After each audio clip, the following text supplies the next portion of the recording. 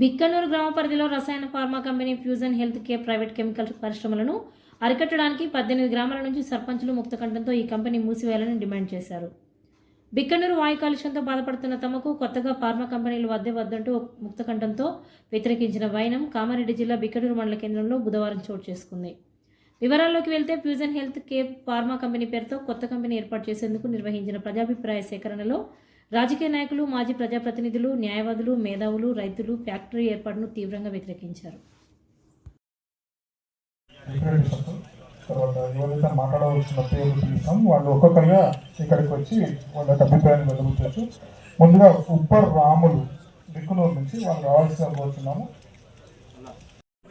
1000 నుండి 7420 అదేవిధంగా సామర్థ్యానికి అదేవిధంగా 2.26 ఎకరాల నుండి 9.26 ఎకరాలకు 120 కోట్ల సామర్థ్యంతో పెంచుకోగలుగుతాము. వారు అనుమతులను విచారణ చేసే ప్రక్రియలో కూడా ఈరోజు ఈ పర్యావరణ ప్రజాభిప్రాయ సేకరణ చేయడం జరుగుతుంది.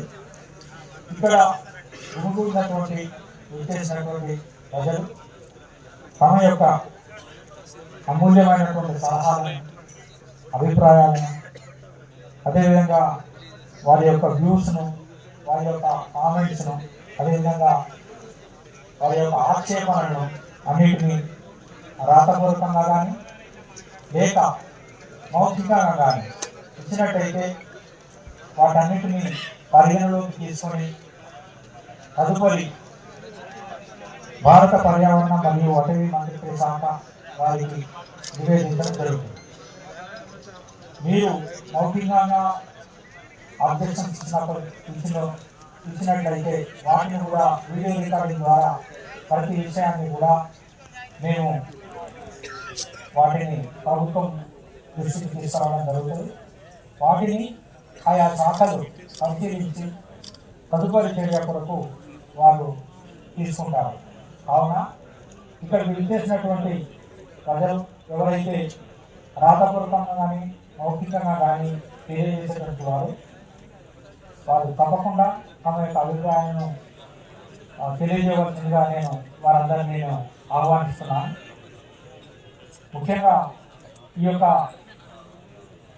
ఈ message fusions health care private limited వారు చెప్పినటువంటి ఇంతకుముందే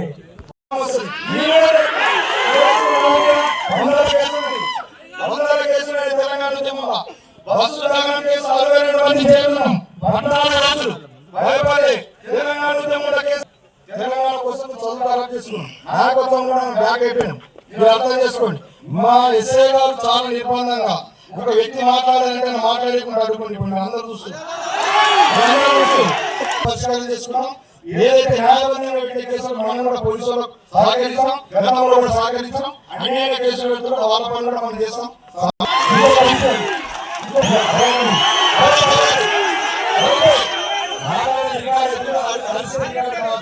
ఇది పార్లమెంట్ ఎందుకంటే పేదలు అమ్ముకోవడానికి వ్యవసాయ భూములు అమ్ముకొని వాళ్ళ అవసరాలను తెలుసుకుంటారు. ఇప్పుడు వాళ్ళకి సంబంధించిన సోదరులకు సంబంధించిన ఒక భూమి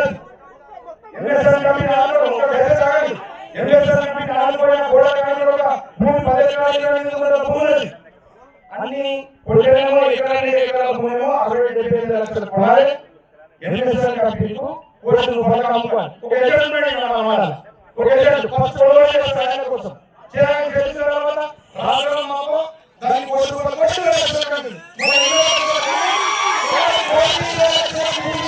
మా సోదరుంది అదే కంపెనీ 1 లక్షల భూమి అక్కడ ఒక బ్రోకర్ 42 లక్షల రూపాయలు సంబంధించి ఒక ఎకరం మీద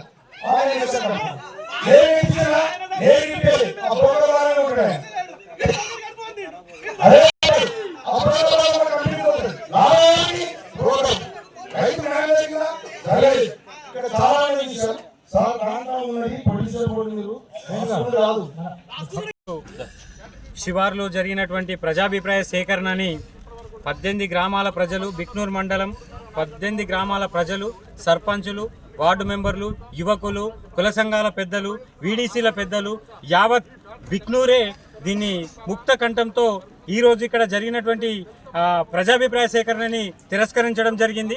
ఇక్కడ ఏ కంపెనీలు ఎస్టాబ్లిష్ చేద్దామని వచ్చిరంటే fusion health care private limited and SNJ private limited కంపెనీల మీద యాక్చువల్లీ ఒకే కంపెనీ అని చెప్పారు. కాదు, ఇది 2 కంపెనీల మీద జరుగుతున్నటువంటి ప్రజాభిప్రాయ సేకరణ. అది వాళ్ళు తీర్మానం చేయలేకపోయారు.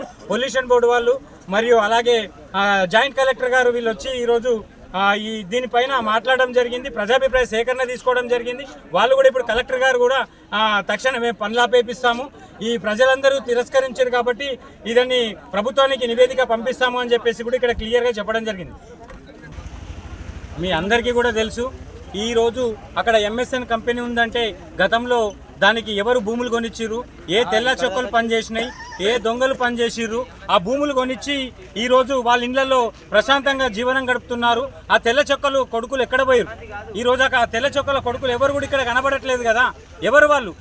ఈ భూమిని తక్కువ ధరకు కొని ఎక్కువ ధరకు అమ్మిపించి ఆ కంపెనీలతో లావాదేవీలు చేసుకొని ఆ కంపెనీల్లో కాంట్రాక్టర్లు చేస్తున్నటువంటి దొంగలు ఎవరు? మీ అందరికీ తెలుసు కదా.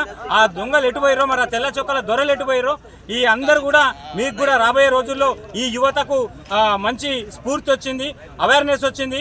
ఖబర్దార్ అని చెప్తున్నాము. తెల్ల చొక్కలు జాగ్రత్త, భూములు కొని అమ్మిపిచ్చి కంపెనీకి వత్తాసు పలుకుతున్న వాళ్ళకి మాత్రమే జాగ్రత్త అని చెప్తున్నాం.